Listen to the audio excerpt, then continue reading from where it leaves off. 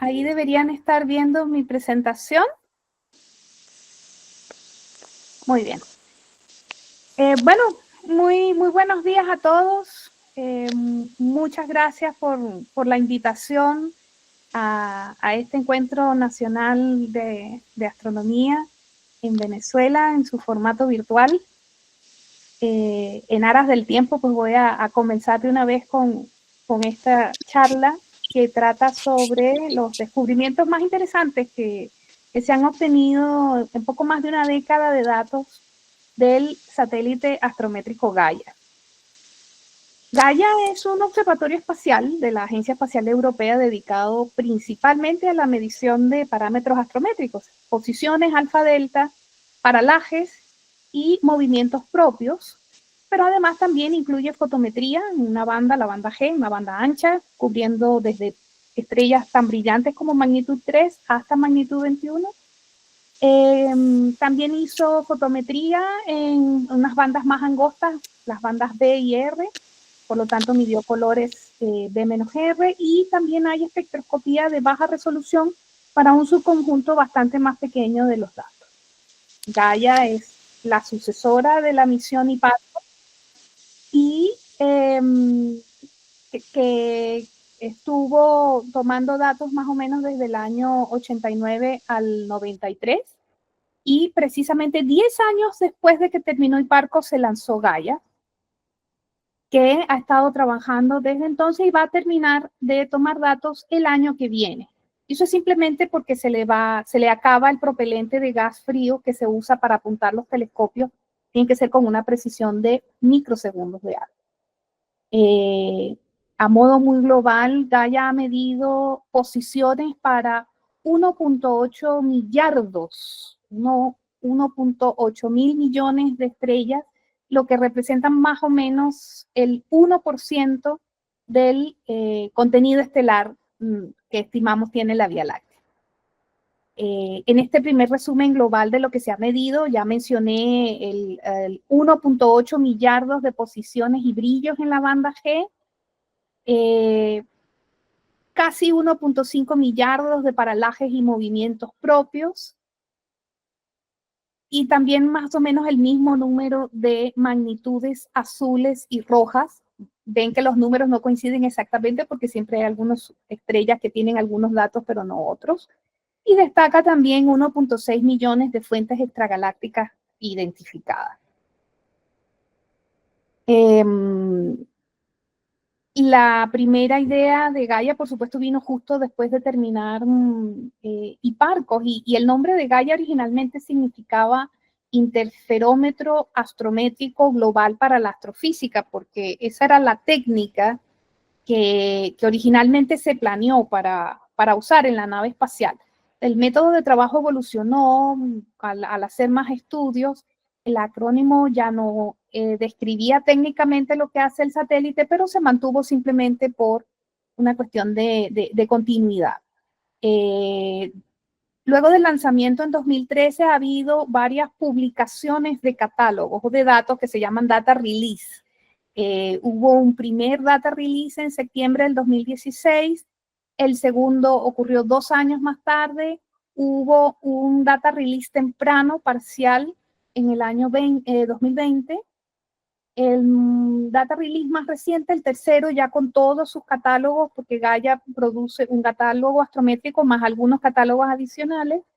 Ese se publicó en el 2022, y hay otros 2 data releases planeados para el año 2026 y para el año 2030.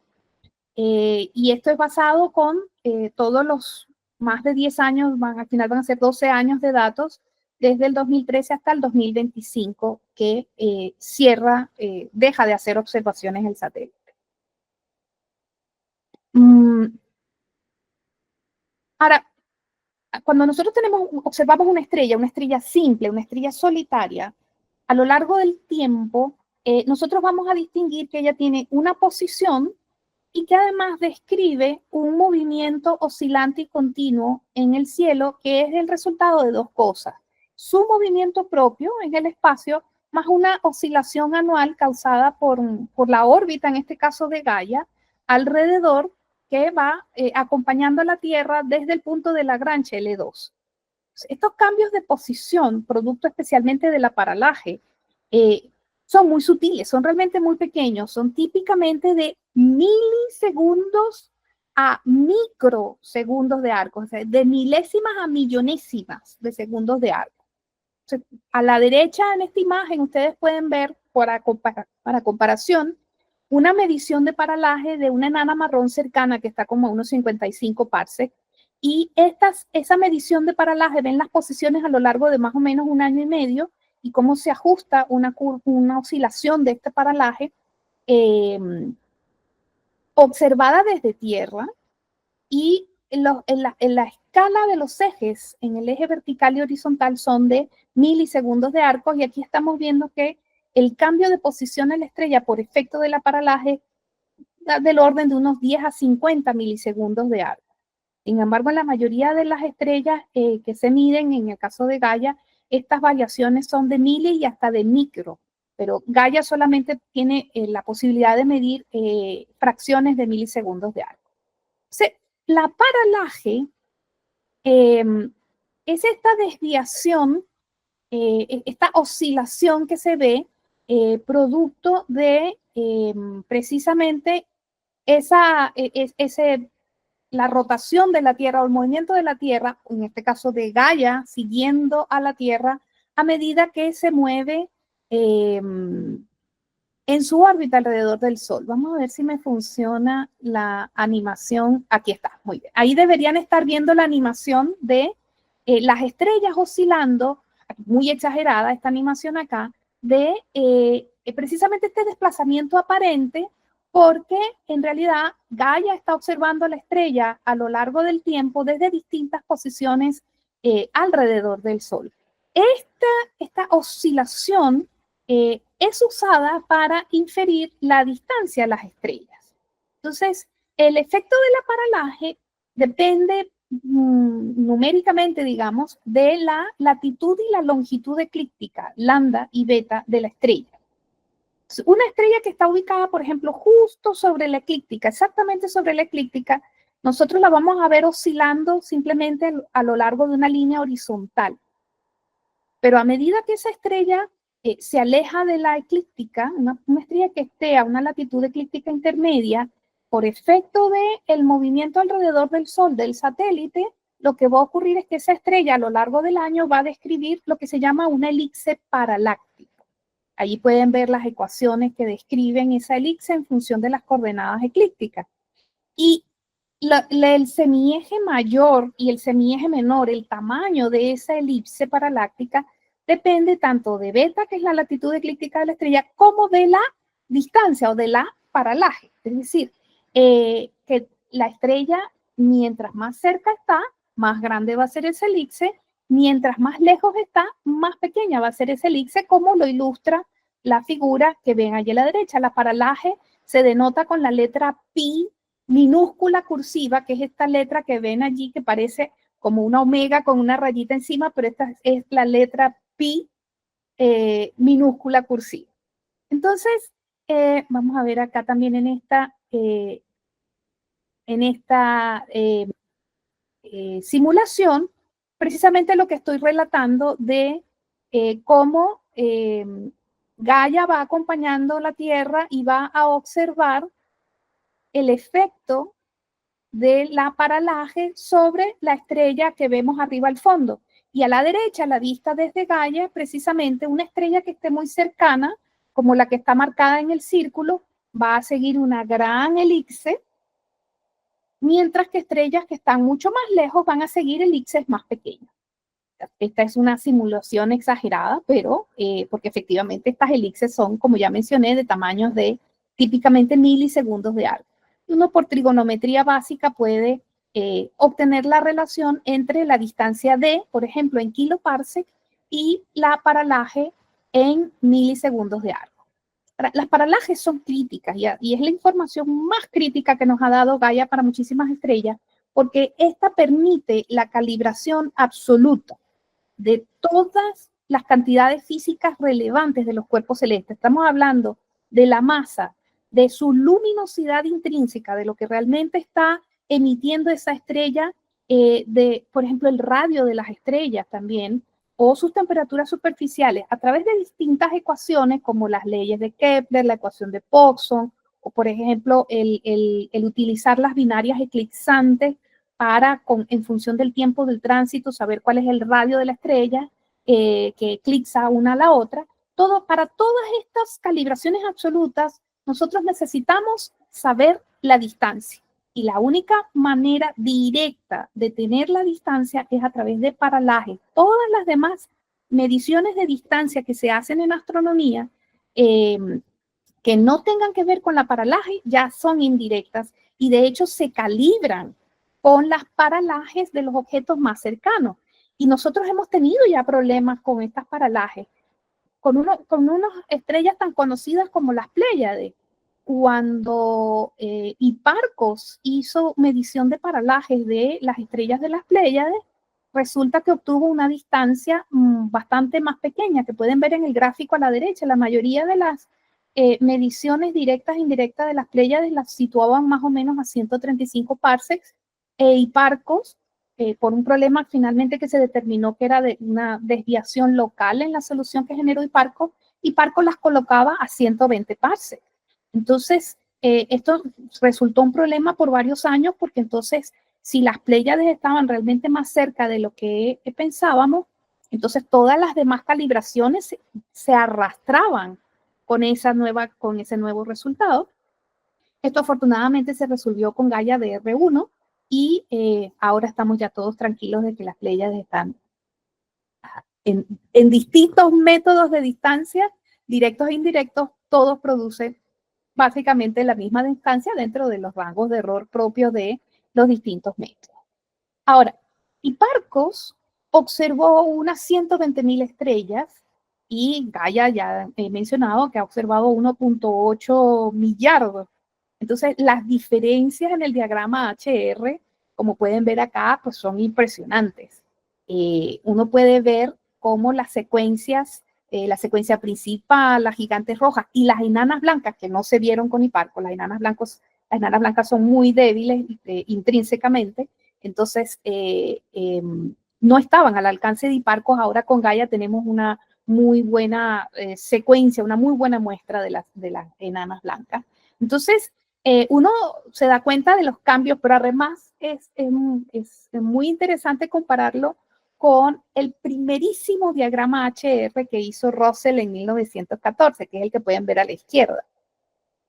Bueno, yo no he contado, pero ahí no habrá más de 200 estrellas en ese diagrama, y definitivamente, pues en poco más de un siglo creo que el avance ha sido notable e impresionante. Y aquí hago una comparación, coloco directamente el diagrama de Russell sobre el de Hipparcos y también colocamos el de Hipparcos sobre Gaia, y ustedes pueden ver cómo efectivamente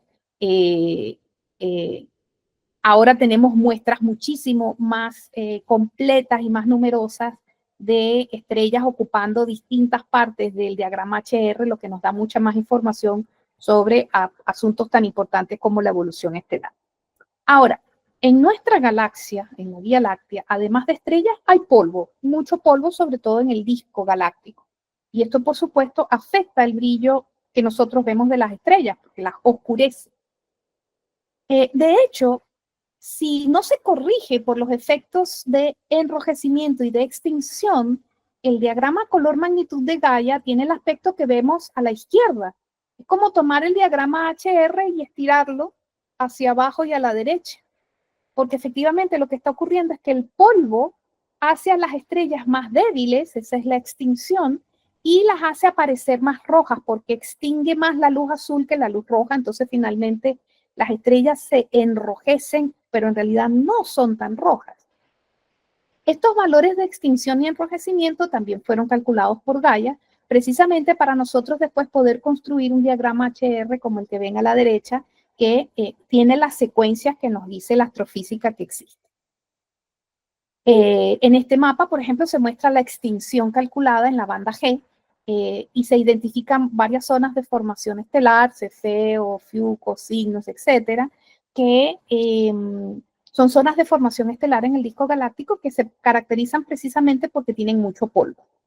La extinción en el plano galáctico puede ser de varias magnitudes, como pueden ver acá por la barra de colores, pero incluso en el centro de la Vía Láctea, en el óptico, la extinción es tan alta que puede llegar a ser de hasta 30 magnitudes. Y eso básicamente lo que está diciendo es que no podemos ver, en el óptico, no podemos ver a zonas muy importantes del centro mismo de la galaxia, por la cantidad de polvo que hay.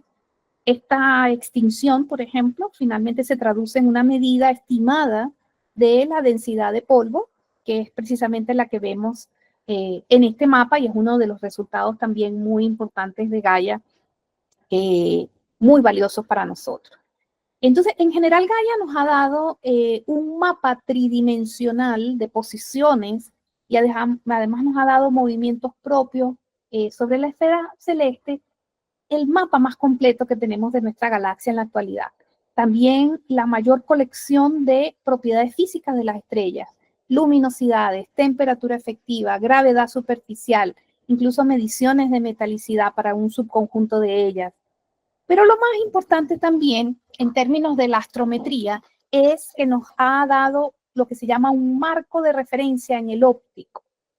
Porque Gaia, como llega bastante profundo, hasta magnitud 21 en G, ha podido observar una enorme cantidad de cuásares, casi 2 millones de cuásares, que al ser objetos extragalácticos a tan inmensas distancias, estos cuásares no tienen un desplazamiento de movimiento propio, es como si estuvieran fijos. Y por lo tanto, los podemos usar como una referencia para medir el movimiento de las estrellas respecto a los cuásares que permanecen fijos desde el punto de vista de movimiento transversal. Y en astronomía, el sistema de referencia más preciso que se tiene en la actualidad, de hecho no viene del óptico, viene del radio, porque se hacen observaciones radiointerferométricas precisamente de estos cuásares, pero se hacen en radio. Entonces, en radio, el ICRF, que es el marco de referencia internacional celeste, es el marco oficial de referencia en la astronomía.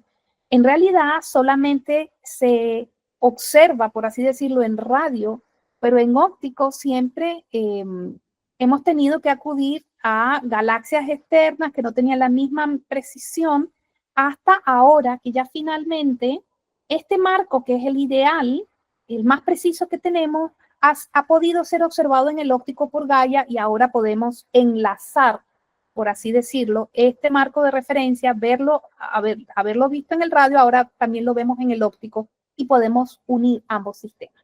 Eso para la astrometría es importante. Y con esta información se han hecho descubrimientos asombrosos, que es lo que voy a relatar en el resto de mi charla, ¿no? Hice una lista, finalmente una lista, depende un poco también de lo que uno considera individualmente como interesante. Les puedo decir que las páginas oficiales de Gaia hacen un listado mucho más extenso, básicamente yo diría que más de 100 descubrimientos importantes y resaltantes que ellos han destacado utilizando los datos de Gaia, y aquí les traigo esta muestra. Uno de los descubrimientos más interesantes de Gaia ha sido el encontrar estrellas hiperveloces. Estas son estrellas que se están moviendo tan rápido que están escapando de la galaxia. Ellas ya no están ligadas a la galaxia. Lo que sea que las hizo adquirir esta gran velocidad, lo que va a ocurrir es que estas estrellas eventualmente van a salir de la Vía Láctea.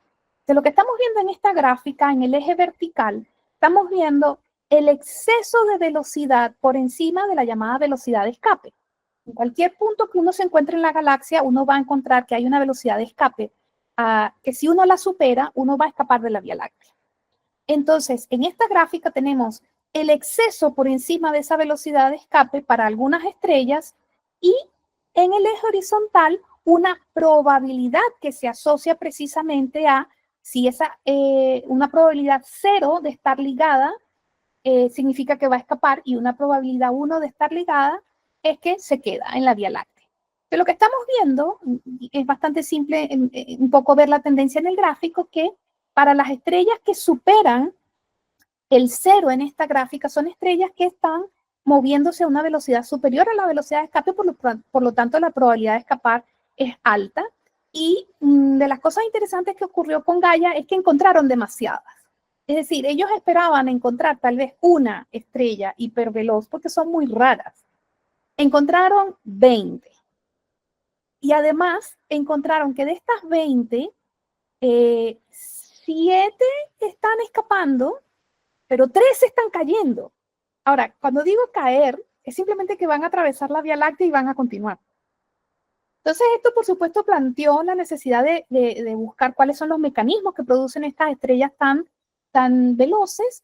Y bueno, se considera que hay varias posibilidades, una interacción con el agujero negro central supermasivo, que tú tengas una binaria de muy corto periodo que giran tan rápido que en algún momento algo produce que una de las estrellas escape, o que tal vez vengan de una galaxia que ya se ha tragado la Vía Láctea y que está siendo acretada, y en esa interacción dinámica, esta estrella en particular, pues simplemente salió despedida con gran velocidad, e incluso se habla de la posibilidad de que hayan sido particularmente eyectadas de la nube grande de Magallanes.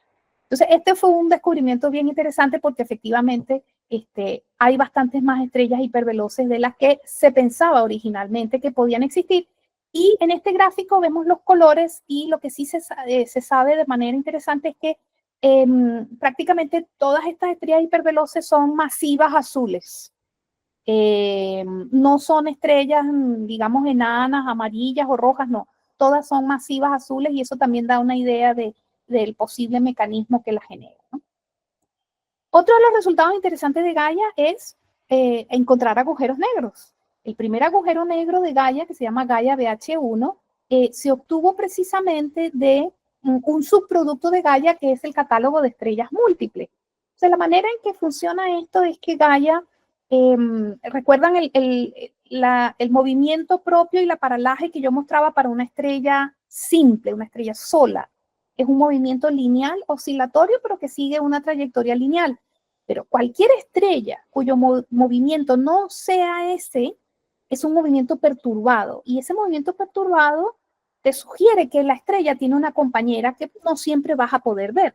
Mientras más masiva es la compañera, mayor es la perturbación. Y por lo tanto, entonces, aquí los astrónomos lo que hicieron fue buscar estrellas que no destacan por ninguna otra cosa, no tienen nada en especial, excepto que tienen un movimiento perturbado, y las seleccionaron para ser candidatas, digamos, como a tener un agujero negro inactivo que no lo puede ver Gaia.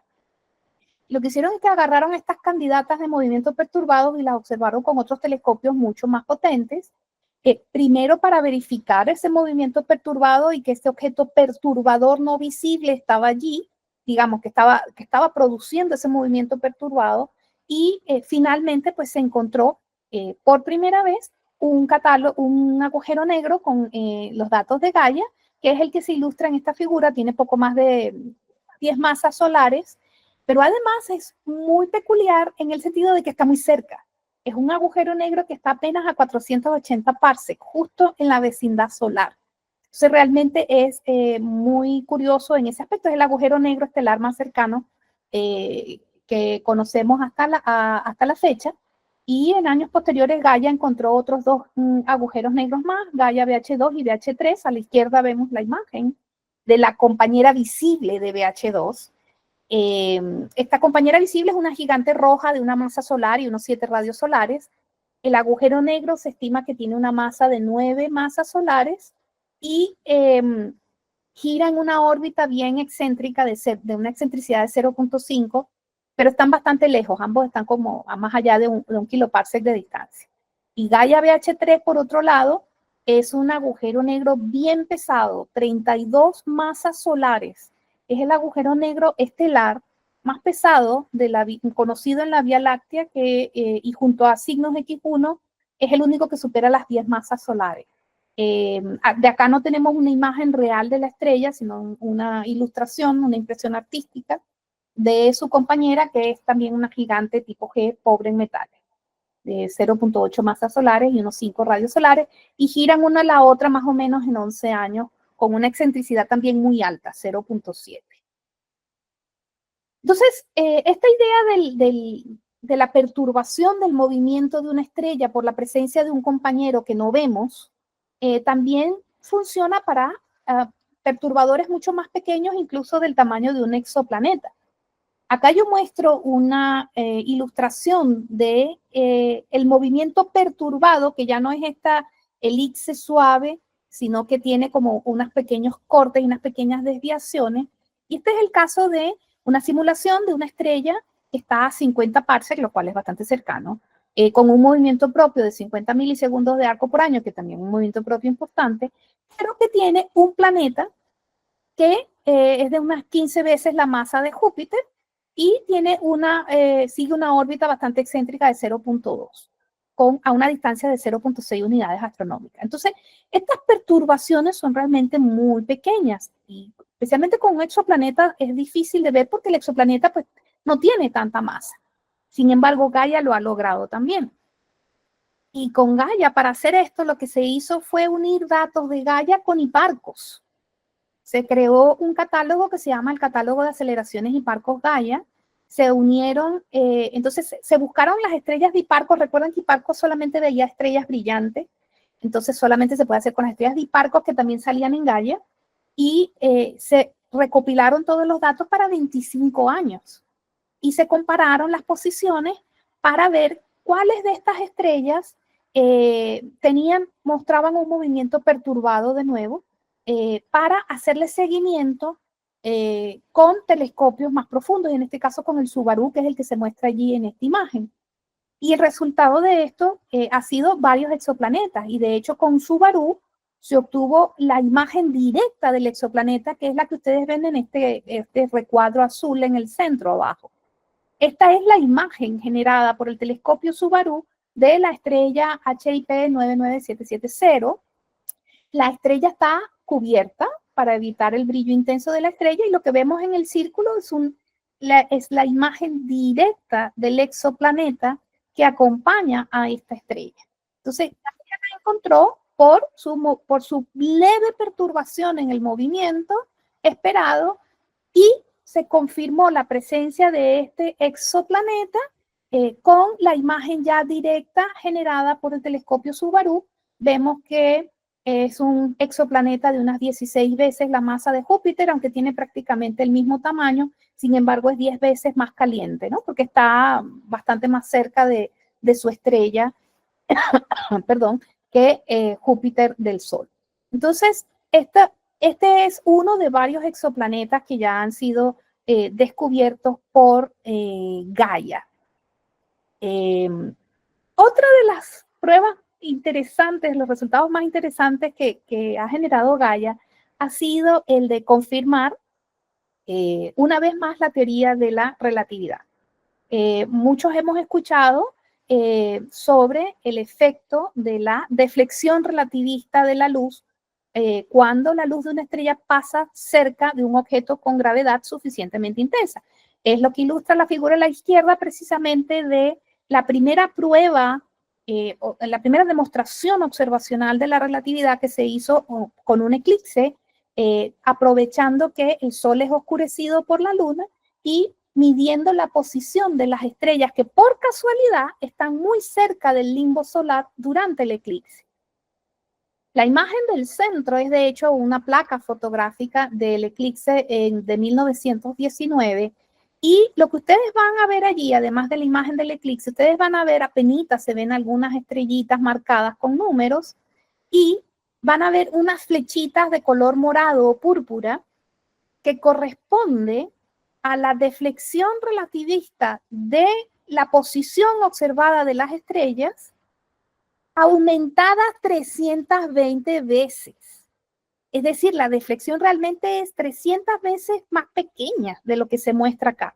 Eso también les da una idea de que estos son fenómenos realmente de tamaño muy pequeño y hay que hacer observaciones muy precisas para determinarlo. La imagen de la derecha es de hecho una ampliación de la estrella número 4 y muestra a escala con respecto a la imagen de la estrella, vean que la estrella es bastante gorda en esta placa, la desviación medida de la posición correspondiente, la desviación que corresponde por relatividad general, es realmente pequeña. Con placas fotográficas era complejo medirla, se logró, pero obviamente las deflexiones son, en este caso con el Sol, son típicamente de fracciones de segundos de arco. Y hace más de 100 años se logró hacer con estas placas fotográficas, midiéndolas casi que con microscopio, y efectivamente se confirmó la teoría de relatividad. De hecho, siempre me causa gracia mostrar esta noticia, cómo la reflejaron los medios en su época. En este caso, esto es un extracto del New York Times, que dice más o menos así como que las luces se desvían todas en el cielo, los hombres de ciencia más o menos entusiasmados con los resultados, pero no hay nada de qué preocuparse, está todo bien. Entonces, Gaia no está mirando el Sol, está mirando las estrellas, pero Gaia también pudo medir la deflexión relativística de la luz causada por la gravedad de Júpiter, que tiene menos del 1% de la masa del Sol, y por lo tanto ustedes pueden imaginar que el efecto relativista es bastante más pequeño. El efecto relativista es, de hecho, del orden de, lo vamos a ver, milisegundos de arco de nuevo. Entonces, lo que ellos hicieron fue aprovechar un tránsito. Había una estrella, pero en realidad era Júpiter el que se mueve en realidad. Júpiter en su órbita más o menos pasaba cerca de una estrella en particular, y decidieron aprovechar y medir la posición de esta estrella a medida que se iba acercando a Júpiter, para ver el efecto de la gravedad de Júpiter sobre la posición de la estrella. Esta es una imagen de la CCD. Júpiter aquí está cubierto, está tapado, y la estrella que vemos aquí en el centro de la imagen es precisamente la que ellos estudiaron. Entonces, esto es una especie de mapa del campo celeste donde se hizo este experimento. El disco rojo es Júpiter, y Júpiter, a medida que se iba acercando a esta estrella, pues hicieron observaciones, anotaron la posición, por ejemplo, en enero, anotaron una, donde Júpiter está bastante lejos, y después en febrero de 2017 midieron posiciones de la estrella respecto a Júpiter, a medida que Júpiter se iba acercando y después alejándose. La estrella azul era la estrella objetivo, y las estrellas en verde pues era el campo general que rodeaba a Júpiter en esa época. Y en efecto, ellos, haciendo sus cálculos, encontraron que las posiciones de esta estrella que aparecen en esta gráfica en azul se corresponden a la curva roja, y esa curva roja, vean que es la deflexión en milisegundos de arco, no llega a superar los 10 milisegundos de arco, y típicamente está por debajo de 2. Llega apenas al milisegundo de arco, y este efecto, de hecho, el campo donde estaba Júpiter estaba todavía lo suficientemente cerca del Sol, aunque el Sol no salía en la imagen, como para que tuvieran que considerar los dos efectos. Era el efecto combinado de la relatividad, de la gravedad solar, más la gravedad de Júpiter. Porque si considera solo el efecto de Júpiter, es la línea gris a trazo que ven, que no explica las observaciones. Entonces, realmente es impresionante ver cómo Gaia, el nivel exquisito de precisión, al tal punto de que pudo medir la deflexión relativística generada por la gravedad de Júpiter. Impresionante realmente. Otro de los descubrimientos más interesantes, ya yéndonos a una escala galáctica, es el haber encontrado los restos de una antigua galaxia que ahora recibe el nombre de Gaia Encélado. Esto se hizo gracias a los movimientos propios y a las distancias y algunas velocidades radiales que midió Gaia exquisitamente. Y lo que ustedes ven aquí es un gráfico donde está en el eje horizontal la velocidad de rotación de las estrellas respecto a la galaxia, y acá el otro vector que genera la velocidad total completa de la estrella. O sea, lo relevante acá es que toda estrella que esté a la izquierda de la línea roja vertical a trazos es una estrella que está girando en sentido contrario a la galaxia. La galaxia tiene un sentido de rotación, la mayoría de las estrellas del disco rotan todas en un mismo sentido, pero estas estrellas están rotando en sentido contrario, mayormente. Pero además, ellas destacan por otras dos cosas. Una, tienen baja metalicidad, pero tienen un, por así decirlo, exceso, un enriquecimiento en los elementos alfa, que son elementos que se producen en el centro de las estrellas por la unión de núcleos de helio. Entonces, estas estrellas presentan un exceso de carbono, de oxígeno, de neón, de magnesio, etcétera, respecto al hierro. Es decir, nosotros tenemos una idea bastante decente de cómo evolucionan químicamente las estrellas, cómo se generan los elementos dentro de las estrellas, se expulsan al espacio y ese material reciclado, enriquecido, vuelve en una nueva generación estelar. Entonces, estas estrellas tienen como demasiado alfa de lo que uno espera y esas abundancias, de hecho, no vinieron de Gaia, esas abundancias vinieron de un catálogo que se llama Apogee, que mide abundancias químicas detalladas, no para todas las estrellas, sino para un subconjunto. Pero lo cierto es que en este gráfico que muestro acá, estas estrellas se distinguieron tanto por este movimiento retrógrado como por tener este exceso de elementos alfa. En esta gráfica, en puntos negros, ustedes pueden ver las abundancias químicas típicas de las estrellas de la Vía Láctea que están en el disco delgado y en el disco grueso. Son esas dos nubecitas de puntos que se ven allí.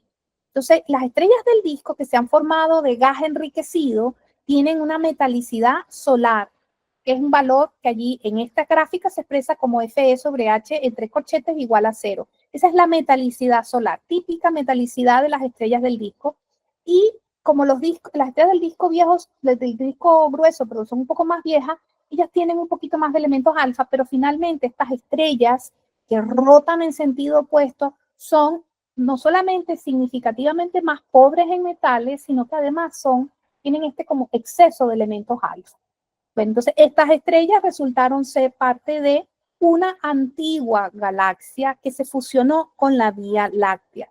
Y eso lo sabemos porque gracias a las simulaciones dinámicas hemos podido reproducir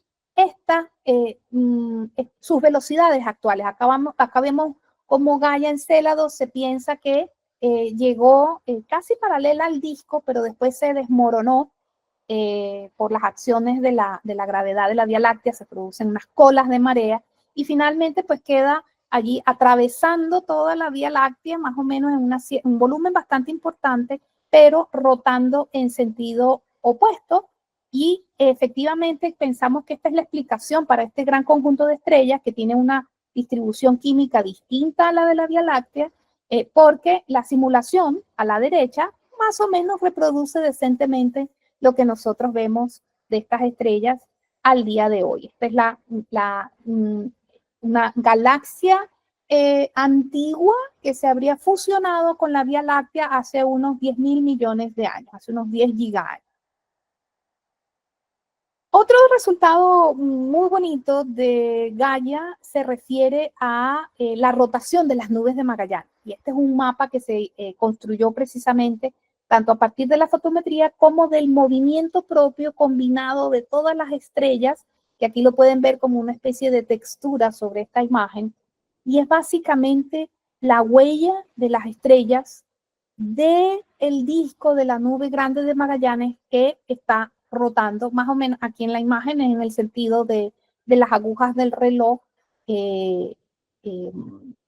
la rotación de la nube grande de Magallanes. Es impresionante ver cómo ya podemos distinguir este tipo de movimientos en un objeto que es extragaláctico. La nube grande de Magallanes está a 50 kiloparsecs.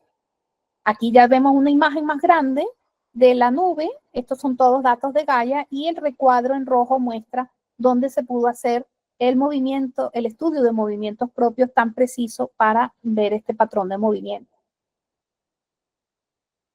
Uno de los descubrimientos también más curiosos de Gaia se refiere a un fenómeno para el cual no está Gaia preparado para observar y pero que hace un seguimiento por necesidades del propio satélite, y esto se refiere al flujo de rayos cósmicos.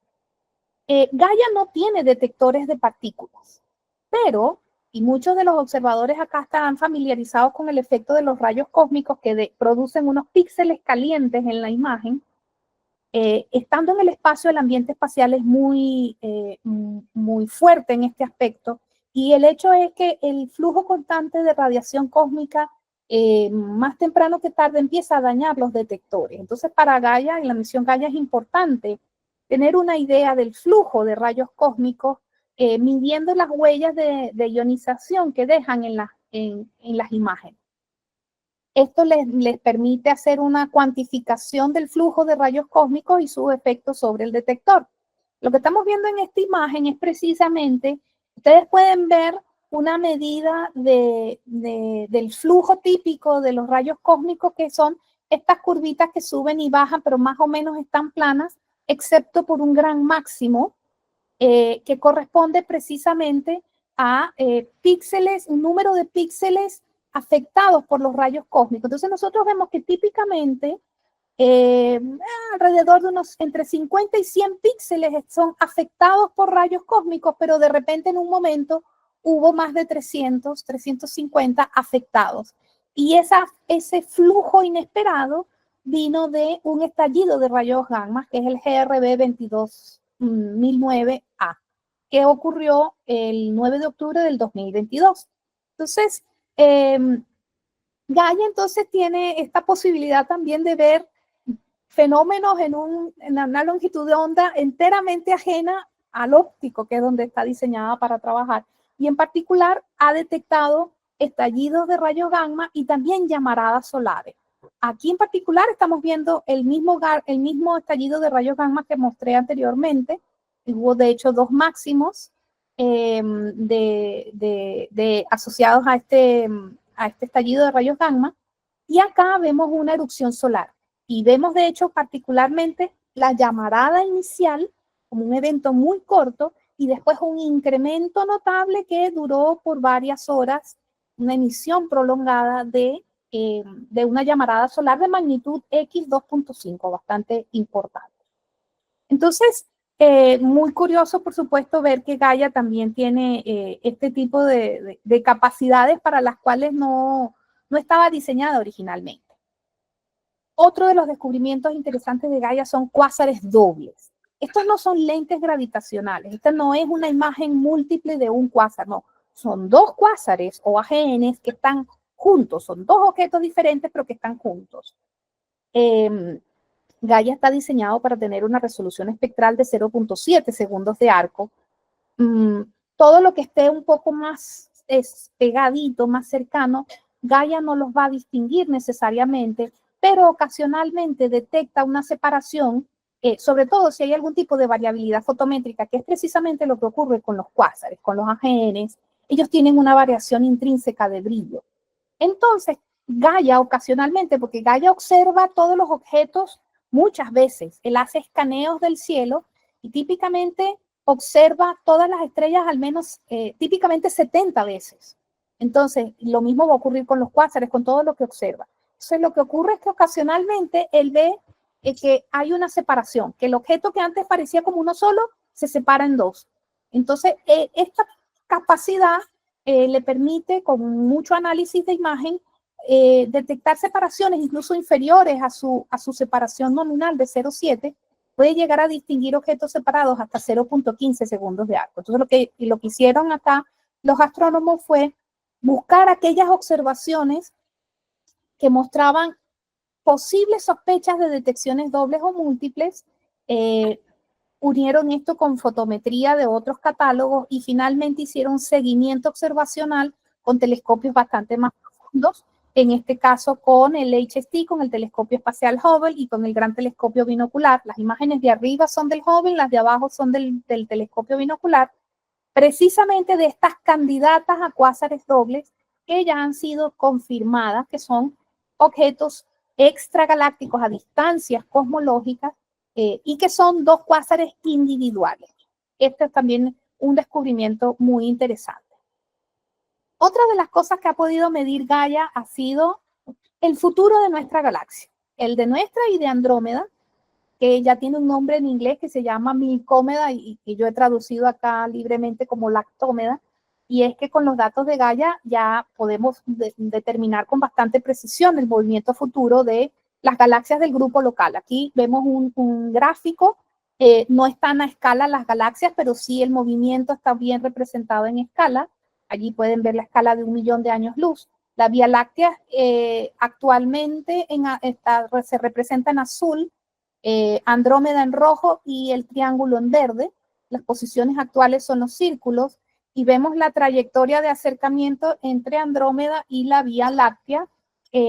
Las flechas indican el sentido del movimiento y las flechas también indican la posición que van a tener dentro de 2.500 millones de años, y la cruz que pueden ver también hacia el centro de la imagen, la posición de la Vía Láctea y Andrómeda en 4.500 millones de años, que es cuando se van a acercar, ya van a estar a unos 400.000 años luz para ese momento. Para ese momento el Sol ya va a ser una gigante roja y va a comenzar la fusión de la Vía Láctea con Andrómeda y tendremos a Lactómeda. Otro descubrimiento ya de también carácter cosmológico son cruces de Einstein. Estas sí son lentes gravitacionales. Estas son imágenes múltiples de una misma galaxia o de un mismo objeto. En este caso, estos también son cuásares.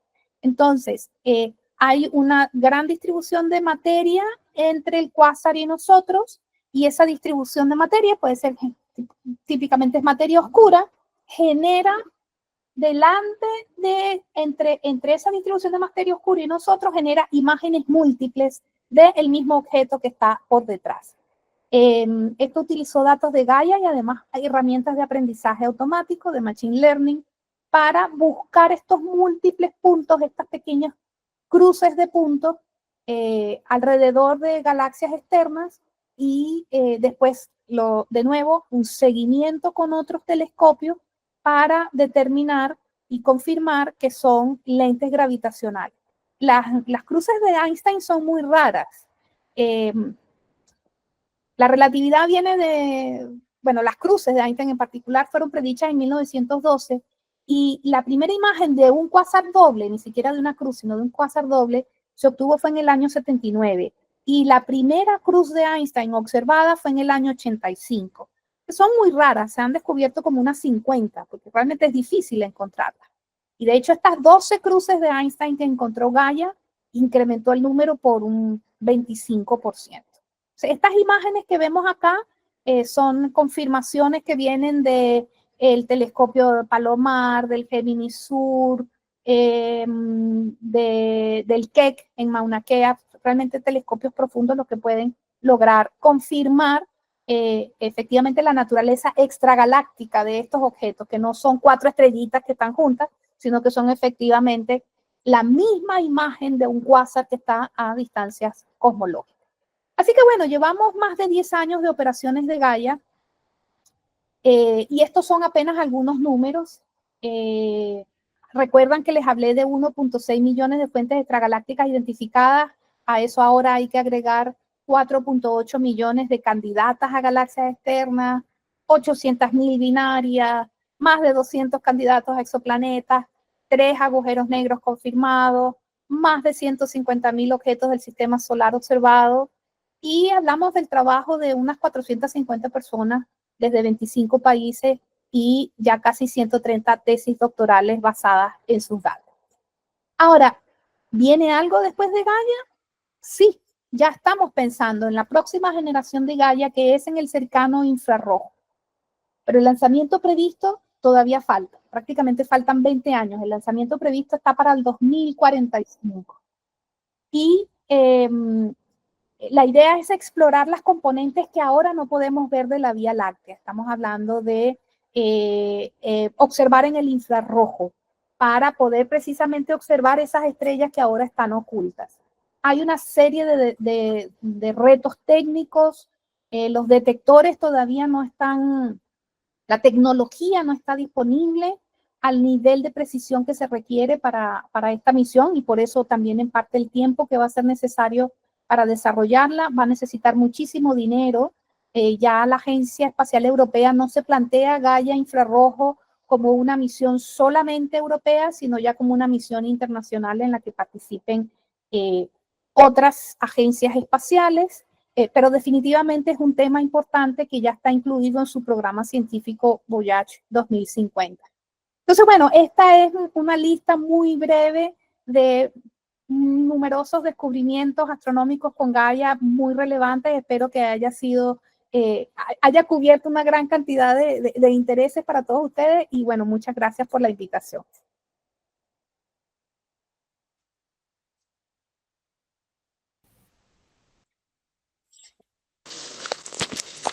Bien, Amalia, muchísimas gracias, de verdad que sí.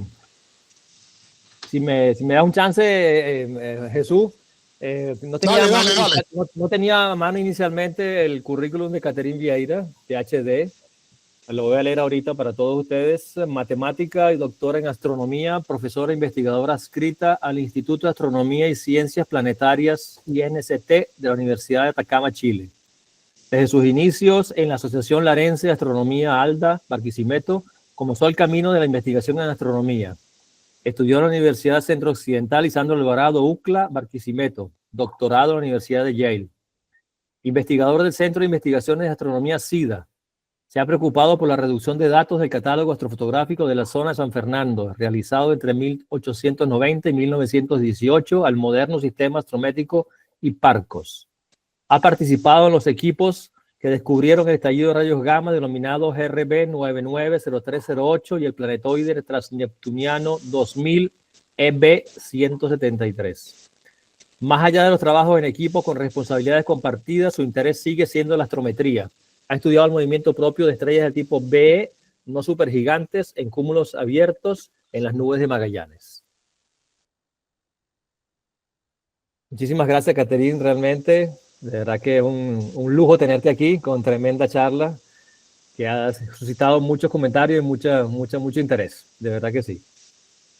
Felicitaciones, Tati.